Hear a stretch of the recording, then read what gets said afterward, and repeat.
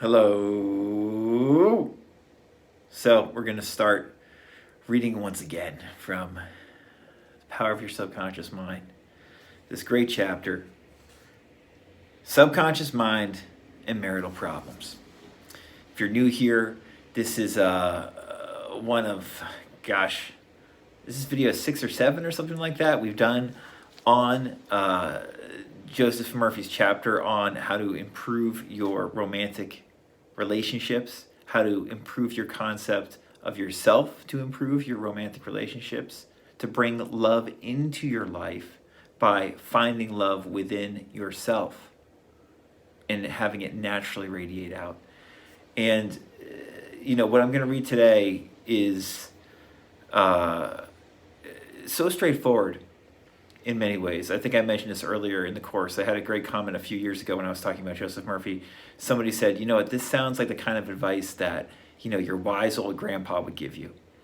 And that's what so much of this great law of attraction type of advice is. It's uncommon common sense. It's wise, sage advice, with kind of like an American homespun feel to it a lot of the time. Murphy typifies that. Murphy, ironically, was not American, nor was Neville, but there's something very American and you're just talking to someone around the fire and they're giving you good advice when it comes to a lot of things that Joseph Murphy says. And in this crazy SP space, it's amazing how people just don't look at what Murphy talks about in The Power of Your Subconscious Mind, specifically this chapter, and take it more seriously and apply it. Because this is the kind of advice that will help you change your life and improve your relationships. Not only your romantic relationships, but all your relationships. Family, friends, etc. And people want sensationalistic stories. They want quick techniques. They want, for lack of a better word, bullshit.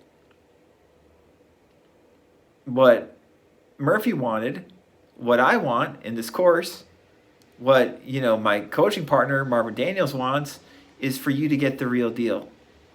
So you can actually implement this stuff in your life and see results. We don't care if it happens overnight or happens in a couple weeks. It probably isn't. You're going to start feeling better that quickly, hopefully. It's okay if you don't. It's okay if it takes longer. It's okay if it takes 6 weeks or 3 months to start feeling consistently a little bit better.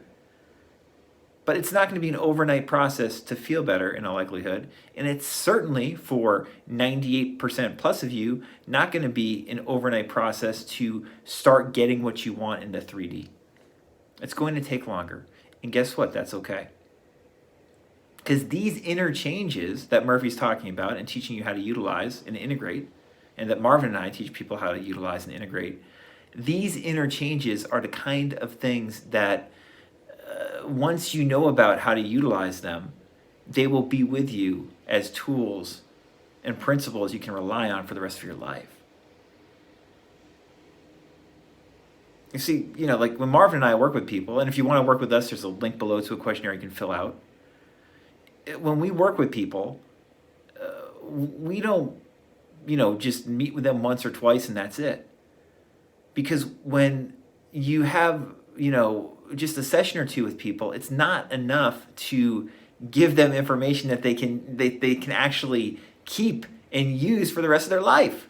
That stuff has to be slowly, relatively slowly, gradually brought in, chewed on, digested. And once you've done that, it's in your body and it's there for good. That's what, in my opinion, real SP coaching should be.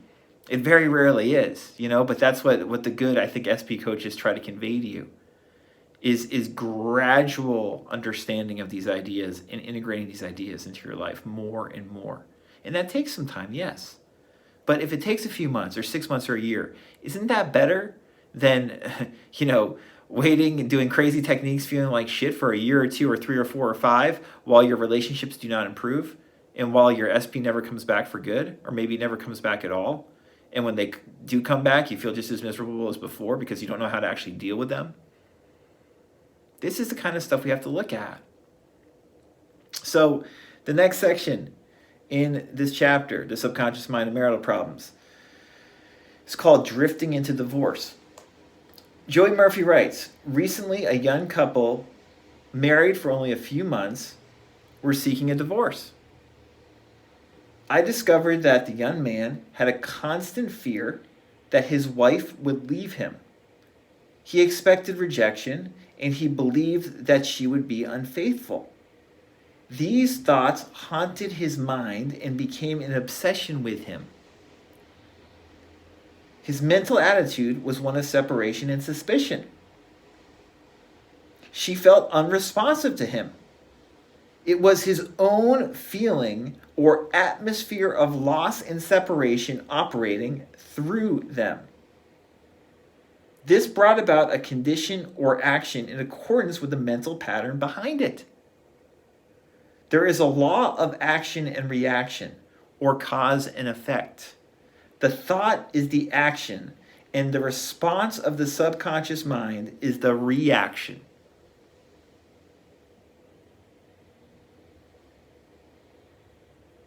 This is the deep shit. I'm going to read that last part again.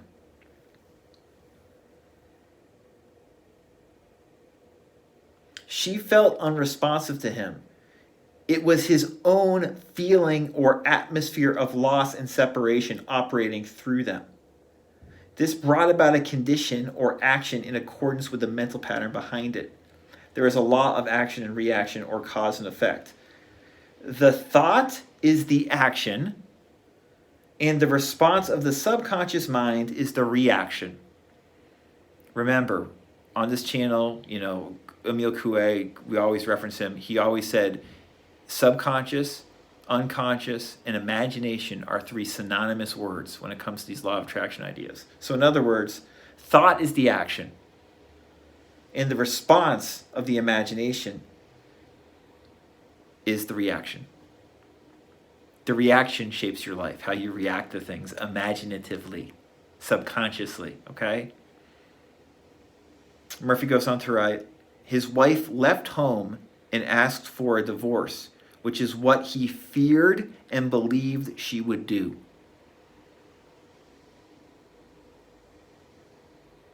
So, he was thinking these thoughts and reacting imaginatively, negatively throughout the day after day, week after week, month after month, and then it happened. It demonstrated, it manifested in his life.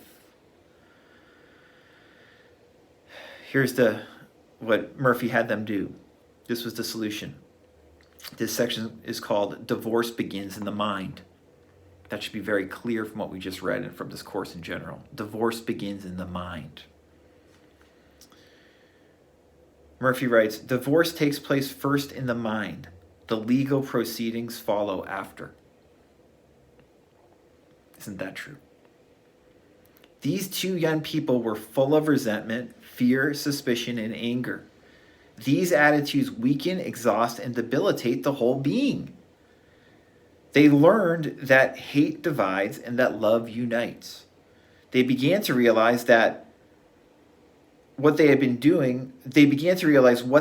doing with their minds. Neither one of them knew the law of mental action, and they were misusing their minds and bringing on chaos and misery. These 2 people went back together at my suggestion and experimented with prayer therapy. They began to radiate love, peace, and goodwill to each other. Each one practiced radiating harmony, health, peace, and love to the other, and they alternated in the reading of the Psalms every night. Their marriage is growing more beautiful every day. Okay, so that was the solution. Now, when Murphy says prayer therapy, that's not, I don't think, a specific thing. It's the general ideas and concepts he talks about throughout this book that we're always talking about on this channel, and that Marvin and I always stress when it comes to having good relationships and good romantic relationships. The big thing, in my opinion, and I think in Murphy's opinion, and most of these New Thought Law of Attraction teachers' opinions on a practical level, is practicing the golden rule. Doing unto others what you would want done to yourself. That is the most important to do in romantic relationships and with family members. Now, clearly, this couple, when they were married initially, they were not practicing the golden rule. They were not treating the other person the way that they themselves want to be treated, and they were unconscious about it. They were unaware of this, so their imagination was running riot over them. And through prayer therapy, through practicing the golden rule, through all these, wonderful imaginative exercises and techniques that Murphy talks about and that all these teachers talk about, they started to radiate love, peace, and goodwill to each other. And they spoke to each other in a new way. And I assume they spoke to each other much more openly about their shortcomings and how they were now turning them over and turning a new leaf and correcting them with this harmonious behavior. Their marriage is growing more beautiful every day. Every day in every way, getting better and better. Do you see how practical this is? I think you do. You're not silly. You're not stupid. You're not foolish. So don't follow silly, stupid, sensationalistic, selfish, not golden rule oriented SP advice that litters YouTube or Reddit or wherever.